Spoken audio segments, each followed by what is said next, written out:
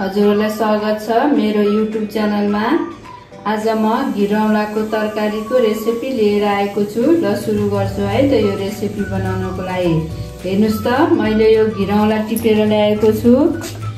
अब यो घिरौलालाई चाहिँ यसरी खुर्किनु पर्छ। हेर्नुस् त यसरी बाहिरको बोक्रा फाल्नु पर्छ यसरी।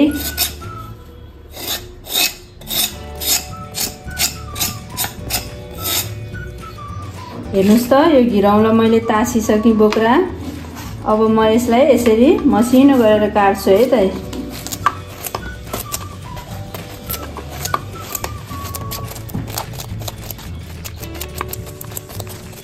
यसलाई चाहिँ यसरी पातलो गरेर काट्नुपर्छ।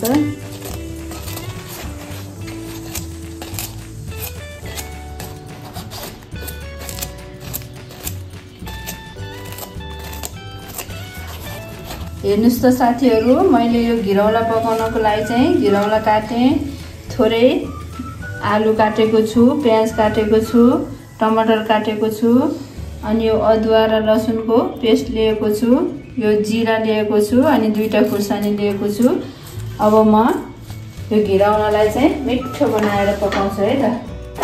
हेर्नुस् त यी कराई तातिसकेको छ। म अब यसमा तेल राख्छु। हेर्नुस् त तेल तातेको छ। यसमा म यो जिरा र खुर्सानीलाई फुराउँछु है त।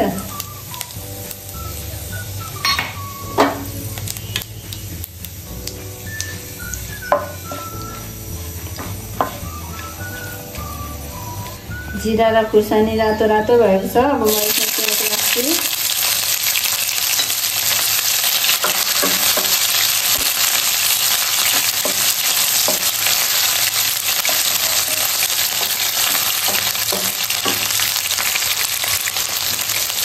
यो प्याजलाई चाहिँ हल्का ब्राउन हुन दिनुपर्छ। अब म यसमा यो आलु राख्छु।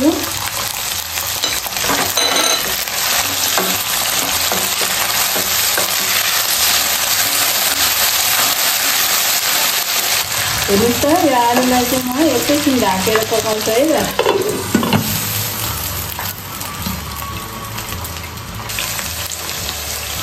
हेर्नुस् त यो आलु मैले एकैछिन छोपेर पकाएको छु।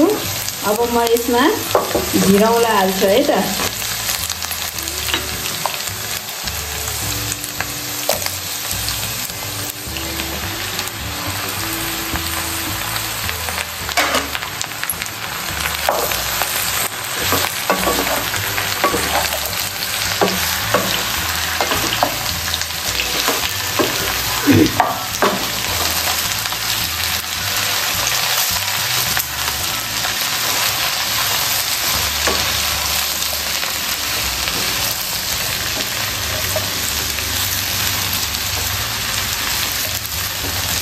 अब यसलाई एकैछिन ढाकेर पकाउनुपर्छ है त।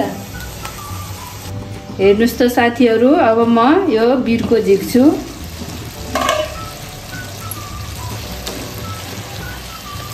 अनि एकैछिन चलाउँछु। अब यसमा म बेसार मसलाहरू राख्छु है त।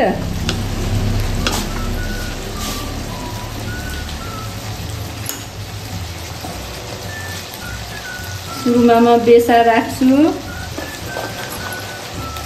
त्यसपछि यो जिरा र धनियाको धुलो राख्छु।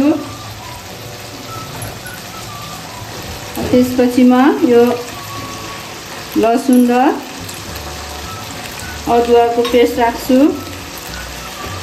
अनि एकैछिन चलाउँछु है त यसलाई।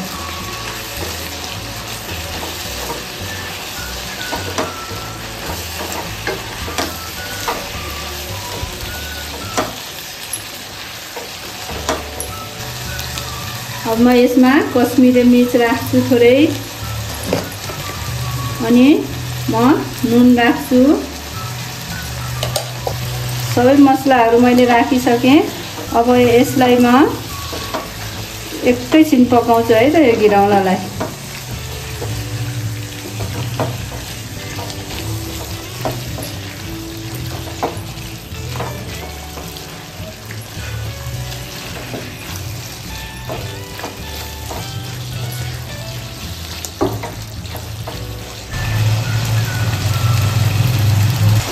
हेर्नुहोस् त मैले यो मसलाहरू राखेर एकैछिन भुटेर पकाएँ।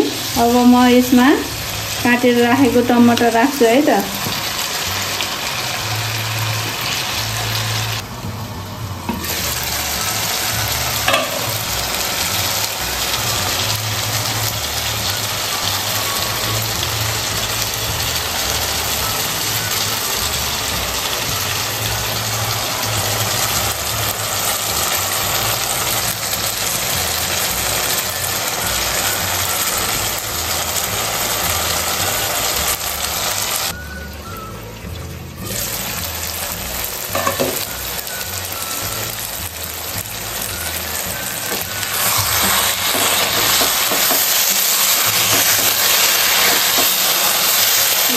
साथीहरू मैले बनाएको घिरौलाको तरकारी चाहिँ पाकेको छ।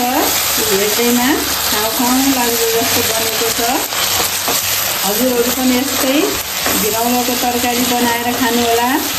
मेरो युट्युब च्यानलमा नयाँ हुनुहुन्छ भने भिडियोलाई लाइक कमेन्ट सेयर गर्नुहोला र च्यानललाई सब्स्क्राइब गर्न नबिर्सिनुहोला। हस्त धन्यवाद। By by. म अर्को रेसिपी भिडियो लिएर आउनेछु।